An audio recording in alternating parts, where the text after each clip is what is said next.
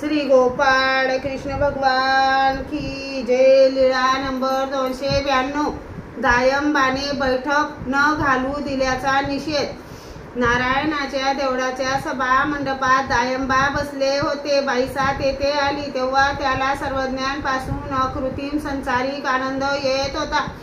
बाईसाने त्याला सांगितले, बटिका येथून उठ ना, बाबांसाठी बैठक टाकू दे। आणि त्यांनी हाताने दुसरीकडे बैठक टाकण्यासाठी दाखविले। बाईसा म्हणाली, बघितले बाबा, बटिकू उठत नाही, पलीकडे बैठक टाका म्हणतो। सर्वज्ञांनी सांगितले, बाई त्याने आमचे म्हणून मर्यादा ठेवली।